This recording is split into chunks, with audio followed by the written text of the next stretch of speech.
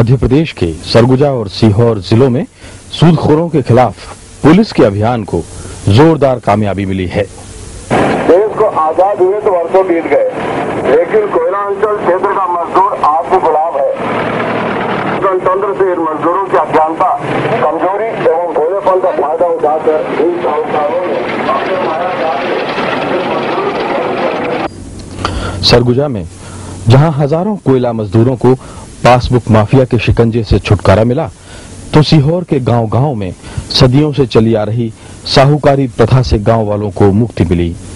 सरगुजा जिले में ये अभियान करीब 3 साल पहले चलाया गया था, पर आखिर इस अभियान की जरूरत क्यों पड़ी? जब मैं सरगुजा जिले के कोयलांचल क्षेत्र चिरमिरी में गया तो वहां एक व्यक्ति मुलवा नाम का, उसने ये शिकायत की कि उसने 5,000 रुपए 8 साल पहले कर्ज लिया था। उसके बदले अब तक वो 2.5 लाख रुपए ब्याज में दे चुका है और उसे नहीं मालूम कि कब उसका कर्ज चुकेगा। उसकी पासबुक उसके पास नहीं थी, वो साहूकार के पास गिरवी रख दी थी और वो हर महीने उसके वेतन से पैसे निकाल लेता था और उसको बमुश्किल महीने में गुजारा होने लायक पैसा छोड़ता था और वो उसका कभी न मिटने वाला कर्ज था।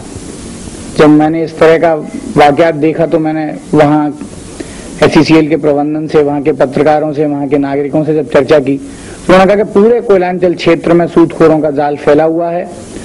कोई अपने साथी मजदूर का, कोई साहूकार किसी मजदूर का, कोई व्यापारी किसी मजदूर का कहीं न कहीं किसी रूप में शोषण कर रहे हैं और मनमाने तरीके से ऐसे ब्याज के चक्रों में व्यक्ति फंस रहा है, कॉलोनी में काम करने वाला मजदूर, कि वो ताउम्र उसकी पीढ़ी उस कर्ज के जाल से नहीं निकल पाती। एक बार अभियान शुरू हुआ तो फिर उसने रुकने का नाम ही नहीं लिया। पता ये चला कि कोयला खानों में काम करने वाले मजदूरों को उन्हें मिल रहे वेतन की जानकारी ही नहीं थी, जबकि उनका वेतन बाकायदा बैंक में जमा होता था। यहाँ तक कि बैंक की पासबुक तक उनके पास नहीं रहती थी। जो लोग इन मजदूरों को 2-4 हजार रुपए का कर्ज देते थे, वे इनकी पासबुक छीन लेते और उनसे विड्रॉवल फॉर्म्स पर दस्तखत करा लेते। हर महीने वे कर्ज की किस्त के नाम पर बैंक से मोटी रकम निकाल लेते। ये सिलसिला सालों चलता रहा, ना तो कर्ज चुका और ना ही उसका ब्याज। इस काम में बैंक के कुछ लोगों ने भी पासबुक माफिया का साथ दिया। संगठित तो नहीं थे, लेकिन माफिया जरूर था। संगठित इसलिए नहीं कह सकते, कोई एक विशेष वर्ग नहीं था जो कि शोषण कर रहा था। जहां जिस व्यक्ति को भी अज्ञान, असहाय, पीड़ित व्यक्ति मिलता था वो उसका शोषण कर रहा था।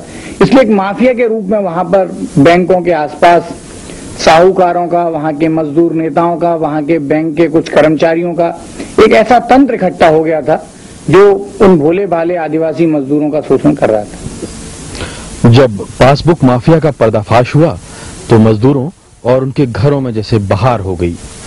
लोगों ने खुद पुलिस थानों में आकर बताया कि उनके साथ किस तरह जुल्म हो रहा था। पासबुक रखे रहते हैं, उनके पास में जाके 2 बार तेल लगाएंगे तो पासबुक देते हैं। उसके बाद में जाके पैसा निकाल कर 250 रुपया ले लेंगे तो फिर पासबुक रख लेंगे, बाकी पैसा हम लोग को दे देते हैं हर महीने में। अभी ना पासबुक भी 10 बार जाइए तो पासबुक देंगे, फिर देते भी नहीं है। क्या नाम है आपका? वरना कौशल्या है। कौशल्या?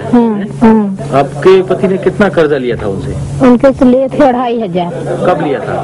3 साल हो गया 2,500 लेने से, और 1,000 लिए हैं 6 महीना हो रहा है। तो अब तक कितना दे दिया उनको? उनको दिए हम लोग 11,080 रुपया, वो 2,500 में से, और इसमें से 20% लेता है। तो इसमें तो कितना जोड़े से कितना हुआ अभी बताए थे, भुला गया। अब 20 के हिसाब से जोड़ लीजिए कितना होता है। तो ये पासबुक उनके पास कब से थी? ये रही पासबुक 3 साल होगा। 3 साल वही रखते थे? हाँ, वही रखते थे। वही जाके अपना साइन कर देते थे, साथ में जाके खड़ा रहते थे, उठा के पैसा लेकर उनको दे देता था अपना। तो पासबुक फिर ले लेते थे। अभी कल पासबुक कैसे मिली आपको? वो अपने हम लोग आए थे फुटबॉल देखने ना, तो जाते थे वो प्रदीप कुमार का दुकान के पास, तो मारुति से आते थे तो बुलाए कि सुनो तो चलो, तो बैठा के आदमी को हम लोग को ले गए। बोला कि इसको ले जाओ, का उधर हो रहा है तो आप लोग समझोगे, अब हम दिए हैं तो आपको हम समझ लेंगे, ऐसे टका के अपना घुस गया घर में, तो ले लेके आ गए। हम लोगों ने काहे दे रहे हैं भैया, समझ नहीं। उन लोगों के पास ये पासबुक कब से थी आपकी? 8 साल हो गया। 8 साल से वो रखे थे? 8 साल से रखे थे। कल तो बुला के 7-8 बजे रात दिए हैं तीनों आदमी को। क्या बोले? कि अपना अपना पासबुक ले जाओ। उसमें भी धमकी दिए कि ले रहे हो पासबुक तो तू लोग समझना।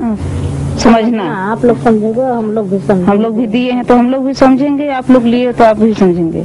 ऐसे बोल के दे दिए, हम लोग लेके आगे सर। बीरा भाई। बीरा भाई।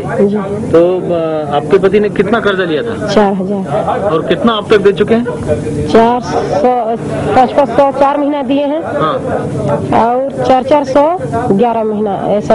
हाँ, 11 महीना दिए हैं। 11 महीने दिए जी। तो और अभी काट रहे थे वो पैसा? जी। पासबुक उन्हीं के पास थी? 10-12 तेल लगाइएगा तो पासबुक देता है। कल तो हाँ, फिर उस रात में बुला को ही वेरिफिकार से आता था तो हम लोग को पासबुक दिया है, बोला कि ये ले जा रहे हो पासबुक तो आप समझिएगा, हम समझेंगे। धमकाया? जी। और उसके बाद वहाँ हमारा भी एक पैसा है। आपके पति की वेतन कितनी है, तनख्वाह कितनी है मालूम आपको? हो जाता है 3000, जैसा जैसा ड्यूटी करते हैं पैसा 4000, 3000, 3500। कर्जा लेने की नौबत क्यों आती है, क्यों लेना पड़ता है कर्जा? हम तो नहीं लिए हैं सर। हाँ? खाली पति लिए हैं, हमको तो पता नहीं था। क्यों लेते हैं? हम लोग कहा जानेंगे काहे लेते हैं। ब्रिजलाल जी। आपने कितना लोन लिया था? 1000। किससे? सतपूजन मिश्रा से। सतपूजन से? जी। तो कितना चुका दिया उसका? उसका 25000 दे दिया हूँ सर। अभी कितना और देना है? 11000 बोलता और है। हर महीने कितना देते हो? हर महीने 1600 रुपए लेते हैं सर। कैसे देते हो? वो ले जाता है हम लोग को बेडोल फार्म में सही करवा कर अपना उठा काट के बाकी पैसा दे देता है हम लोग को। तो पासबुक तुम्हारे पास नहीं है? नहीं है सर। कितने साल हो गए? 3-4 साल होने जा रहे हैं सर। तुमने मांगी नहीं पासबुक? नाम देखा देवे नहीं करता, मारने की धमकी देता है सर, बुरी गाड़ी देता है। कमला। कितना पैसा लिया था तुमने? 1000 रुपया। किससे लिया था?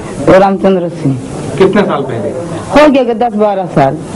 10-12 साल। और अब तक कितना पैसा दे दिया? 2.5 लाख हो गया। नहीं अभी 2.5 लाख दे दिया? हाँ। है? हाँ। और मांगते हैं पैसे? हाँ, और देना बोल के, कपड़ा का पैसा नहीं हुआ है बोल के और देना भी बोलता रहा। हाँ।